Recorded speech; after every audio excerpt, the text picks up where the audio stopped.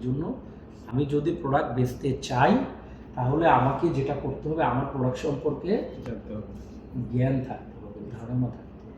আমি যেভাবে বলছি আপনি এভাবে বলতে পারবেন না। আপনি আপনার ভাষায় আপনি যেভাবে বুঝেন, আপনি যেভাবে বুঝাইতে পারেন সেটাই বলবেন, কিন্তু ইনফরমেশনের যেন কোনো পার্থক্য না থাকে, কোনো গ্যাপ না থাকে। Information should be clear. আমি কাস্টমারকে যে ইনফরমেশন দিচ্ছি সে তার যেন অ্যাকিউরেসি থাকে, এটা যেন সত্য হয়। আমি কখনোই কোনো মিথ্যা কথা বলে কোনো প্রোডাক্ট বিক্রি করব না, একদম ক্লিয়ার কথা। আমরা কোনো সেলসম্যান, কোনো ম্যানেজার কাউকে কখনোই বলি না যে আপনি মিথ্যা কথা বলে আমার প্রোডাক্টটা বেচেন। আমার প্রোডাক্টে যা আছে আপনি তাই বলবেন, কখনোই কোনো মিথ্যা বলবেন না। তাতে যদি একটা প্রোডাক্টও বিক্রি না হয় মিথ্যা কথা বলার দরকার নেই। আরেকটা ব্যাপার হচ্ছে, কাস্টমার কোনো জিনিস জিজ্ঞাসা করলে যদি আমার জানা না থাকে তাহলে আমি বলবো স্যার আমি জেনে আপনাকে জানাবো, আমার জিনিসটা জানা না।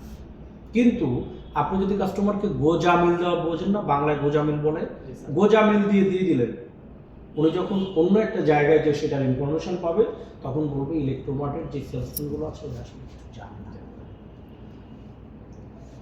আপনি একটা মিথ্যা ইনফরমেশন দিলেন, সে ধরে নেবে যে এরা হলো চিটার। একটা জিনিস মনে রাখবেন, কিছু মানুষকে কিছু সময়ের জন্য আপনি বোকা বানাতে পারবেন, কিন্তু সব মানুষকে সব সময়ের জন্য বোকা বানাতে পারবেন। এই জন্য information should be accurate and accuracy and crystal clear. কখনোই যেন কোনো ইনফরমেশনের গ্যাপ না থাকে। আমি যেটা জানি না আমি একদম নির্দ্বিধায় বলে দেবো স্যার এটা আমার জানা নাই, আমি জেনে আপনাকে জানাচ্ছি, বা আপনি যদি আমাকে সময় দেন আমি ফোন দিয়ে কথা বলে জেনে জানাচ্ছি। কখনোই গোজামিল, মিথ্যা কথার কোনো আশ্রয় নিব না। আমি যেটা জানি সেটা বলবো, যেটা জানি না সেটা বলবো।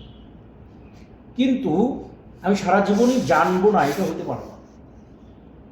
আরেকটা ব্যাপার হচ্ছে যে অ্যাজ এ সেলসম্যান হিসেবে আমার লাইফের একটা টার্গেট থাকে। টার্গেটটা কি? আজকে আমি সেলসম্যান আছি, আগামীকালকে আমি এই চেয়ারে বসে ইনচার্জ করতে চাই। এই ভীষণ যদি আপনার মধ্যে থাকে তাহলে এই চাকরিটা আপনার জন্য। আর যদি আপনার মনে হয় এখন কিছুদিন আসি দেখি না, এরপর অন্য কিছু করব, তাহলে দিন শেষে কি করতে হবে?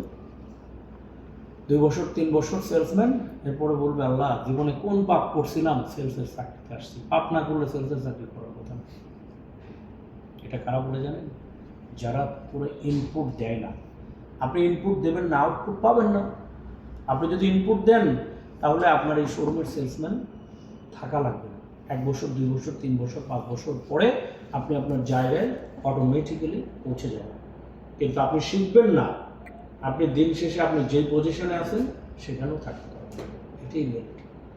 গোটা পৃথিবীর সব কিছু গতিশীল, কোনো কিছু স্থির আছে? তো সব যদি স্থির মানে গতিশীল হয়, গতিমান হয়, চলমান হয়, তো আপনি আপনার পজিশনে, একই পজিশনে 10 বছর কি করে থাকবেন? আপনাকে যেতে হবে, গতিশীল হতে হবে। হয় আপনি উপরে যাবেন, না হলে আপনি নিচে যাবেন, কিন্তু একই জায়গায় থাকতে পারবেন। This is the system.